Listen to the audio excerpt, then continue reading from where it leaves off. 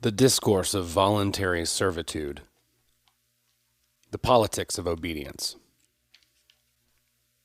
Etienne de la Boetie. Part 1. I see no good in having several lords. Let one alone be master. Let one alone be king.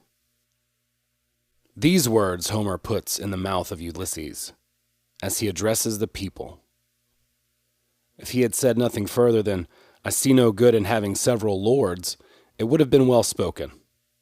For the sake of logic, he should have maintained that the rule of several could not be good, since the power of one man alone, as soon as he acquires the title of master, becomes abusive and unreasonable. Instead, he declared what seems preposterous. Let one alone be master, let one alone be king. We must not be critical of Ulysses, who at the moment was perhaps obliged to speak these words in order to quell a mutiny in the army. For this reason, in my opinion, choosing language to meet the emergency rather than the truth. Yet, in the light of reason, it is great misfortune to be at the beck and call of one master, for it is impossible to be sure that he is going to be kind, since it is always in his power to be cruel whenever he pleases. As for having several masters, according to the number one has, it amounts to being that many times unfortunate.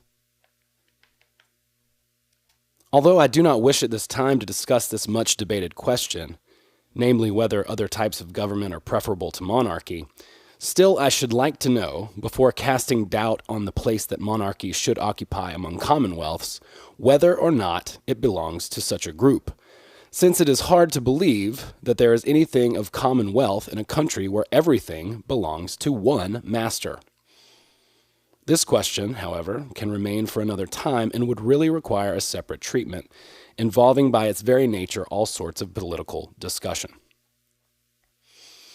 For the present, I should like to merely understand how it happens that so many men, so many villages, so many cities, so many nations sometimes suffer under a single tyrant who has no other power than the power they give him, who is able to harm them only to the extent to which they have the willingness to bear with him, who could do them absolutely no injury unless they preferred to put up with him rather than to contradict him. Surely a striking situation.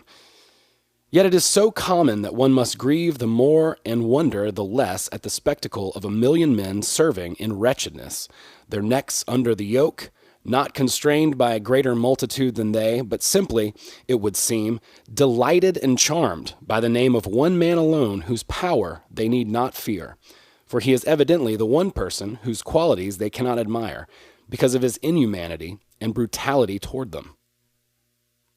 A weakness characteristic of humankind is that we often have to obey force. We have to make concessions. We ourselves cannot always be the stronger. Therefore, when a nation is constrained by the fortune of war to serve a single clique, as happened when the city of Athens served the 30 tyrants, one should not be amazed that the nation obeys, but simply be grieved by the situation.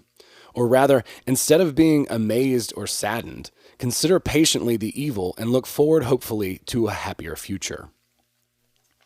Our nature is such that the common duties of human relationship occupy a great part of the course of our life. It is reasonable to love virtue, to esteem good deeds, to be grateful for good from whatever source we may receive it, and often to give up some of our comfort in order to increase the honor and advantage of some man whom we love and who deserves it. Therefore, if the inhabitants of a country have found some great personage who has shown rare foresight in protecting them in an emergency, rare boldness in defending them, rare solicitude in governing them, and if, from that point on, they contract the habit of obeying him and depending on him to an extent that they grant him certain prerogatives, I fear that such a procedure is not prudent, inasmuch as they remove him from a position in which he was doing good and advance him to a dignity in which he may do evil. Certainly while he continues to manifest good will, one need fear no harm from a man who seems to be generally well disposed. But, oh good Lord, what strange phenomenon is this? What name shall we give it? What is the nature of this misfortune? What vice is it, or rather, what degradation? To see an endless multitude of people not merely obeying, but driven to servility. Not ruled, but tyrannized over. These wretches have no wealth, no kin, nor wife, nor children, not even life itself that they can call their own. They suffer plundering, wantonness, cruelty, not from an army, not from a barbarian horde, on account of whom they must shed their blood and sacrifice their lives, but from a single man, not from a Hercules, nor from a Samson, but a single little man. Too frequently, the same little man is the most cowardly and effeminate in the nation, a stranger to the powder of battle and hesitant on the sands of the tournament. Not only without energy to direct men by force, but with hardly enough virility to bed with a common woman. Shall we call such subjection to a leader cowardice? Shall we say that those who serve him are cowardly and faint-hearted? If two, if three, if four do not defend themselves from the one, we might call that circumstance surprising but nevertheless conceivable. In such a case, one might be justified in suspecting a lack of courage. But if 100, if 1,000 endure the caprice of a single man, should we not rather say that they lack not the courage, but the desire to rise against him, and that such an attitude indicates indifference rather than cowardice? When not 100, not 1,000 men, but 100 provinces, 1,000 cities, 1,000,000 men refuse to assail a single man, from whom the kindest treatment received is the infliction of serfdom and slavery, what shall we call that? Is that cowardice? Of course, there is in every vice, inevitably, some limit beyond which one cannot go. 2, possibly 10, may fear one. But when 1,000, 1,000,000 men, 1,000 cities fail to protect themselves against the domination of one man, this cannot be called cowardly, for cowardice does not sink to such a depth, any more than valor can be termed the effort of one individual to scale a fortress, to attack an army, or to conquer a kingdom. What monstrous vice, then, is this which does not even deserve to be called cowardice, a vice for which no term can be found vile enough, which nature herself disavows and our tongues refuse to name? Place on one side 50,000 armed men, and on the other the same number. Let them join in battle, one side fighting to retain its liberty, the other to take it away. To which would you, at a guess, promise victory? Which men, do you think, would march more gallantly to combat? Those who anticipate as a reward for their suffering the maintenance of their freedom, or those who cannot expect any other prize for the blows exchanged than the enslavement of others? One side will have before its eyes the blessings of the past and the hope of similar joy in the future. Their thoughts will dwell less on the comparatively brief pain of battle than on what they may have to endure forever. They, their children, and all their posterity. The other side has nothing to inspire it with courage except the weak urge of greed, which fades before danger, and which can never be so keen, it seems to me, that it will not be dismayed by the last drop of blood from wounds.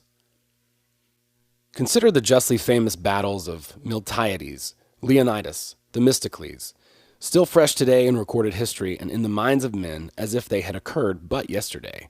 Battles fought in Greece for the welfare of the Greeks and as an example to the world. What power do you think gave to such a mere handful of men not the strength but the courage to withstand the attack of a fleet so vast that even the seas were burdened, and to defeat the armies of so many nations, armies so immense that their officers alone outnumbered the entire Greek force? What was it but the fact that in those glorious days the struggle represented not so much of a fight of Greeks against Persians as a victory of liberty over domination, of freedom over greed? It amazes us to hear accounts of the valor that liberty arouses in the hearts of those who defend it. But who could believe reports of what goes on every day among the inhabitants of some countries? Who could really believe that one man alone may mistreat 100,000 and deprive them of their liberty? Who would credit such a report if he merely heard it, without being present to witness the event? And if this condition occurred only in distant lands and were reported to us, which one among us would not assume the tale to be imagined or invented, and really not true. Obviously, there is no need of fighting to overcome this single tyrant, for he is automatically defeated if the country refuses consent to its own enslavement.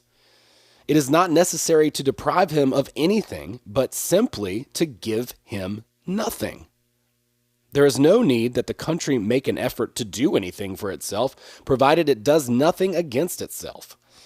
It is therefore the inhabitants themselves who permit, or rather bring about, their own subjection, since by ceasing to submit, they would put an end to their servitude. A people enslaves itself, cuts its own throat, when, having a choice between being vassals and being free men, it deserts its liberties and takes on the yoke, gives consent to its own misery, or rather, apparently welcomes it. If it costs the people anything to recover its freedom, I should not urge action to this end. Although, there is nothing a human should hold more dear than the restoration of his own natural light. To change himself from a beast of burden back to a man, so to speak. I do not demand of him so much boldness. Let him prefer the doubtful security of living wretchedly to the uncertain hope of living as he pleases. What then, if in order to have liberty nothing more is needed than to long for it? If only a simple act of the will is necessary, is there any nation in the world that considers a single wish too high a price to pay in order to recover rights, which it ought to be ready to redeem at the cost of its blood? Rights such that their loss must bring all men of honor to the point of feeling life to be unendurable and death itself to be deliverance. Everyone knows that the fire from a little spark will increase and blaze ever higher as long as it finds wood to burn. Yet, without being quenched by water, but merely by finding no more fuel to feed on, it consumes itself, dies down, and is no longer aflame. Similarly, the more tyrants pillage, the more they crave, the more they ruin and destroy. The more one yields to them and obeys them, by that much do they become mightier and more formidable, the readier to annihilate and destroy. But if not one thing is yielded to them, if, without any violence, they are simply not obeyed, they become naked and undone and as nothing, just as, when the root receives no nourishment, the branch withers and dies. To achieve the good that they desire, the bold do not fear danger, the intelligent do not refuse to undergo suffering. It is the stupid and cowardly who are neither able to endure hardship nor to vindicate their rights. They stop at merely longing for them, and lose through timidity the valor roused by the effort to claim their rights, although the desire to enjoy them still remains as part of their nature. A longing common to both the wise and the foolish, the brave men and the cowards, is this longing for all those things which, when acquired, would make them happy and contented. Yet one element appears to be lacking. I do not know how it happens that nature fails to place within the hearts of men a burning desire for liberty, a blessing so great and so desirable that when it is lost, all evils follow thereafter, and even the blessings that remain lose taste and savor because of their corruption by servitude. Liberty is the only joy upon which men do not seem to insist, for surely if they really wanted it, they would receive it. Apparently, they refuse this wonderful privilege because it is so easily required. Poor, wretched, and stupid peoples, nations determined on your own misfortune and blind to your own good. You let yourselves be deprived before your own eyes of the best parts of your revenues. Your fields are plundered, your homes robbed, your family heirlooms taken away. You live in such a way that you cannot claim a single thing as our own, and it would seem that you consider yourselves lucky to be loaned your property, your families, and your very lives. All this havoc, this misfortune, this ruin descends upon you not from alien foes, but from the one enemy whom you yourselves render as powerful as he is, for whom you go bravely to war, for whose greatness you do not refuse to offer your own bodies unto death. He who thus domineers over you has only 2 eyes, only 2 hands, only 1 body, no more than is possessed by the least man among the infinite numbers dwelling in your cities. He has indeed nothing more than the power that you confer upon him to destroy you. Where has he acquired enough eyes to spy on you if you do not provide them yourselves? How can he have so many arms to beat you with if he does not borrow them from you? The feet that trample down your cities,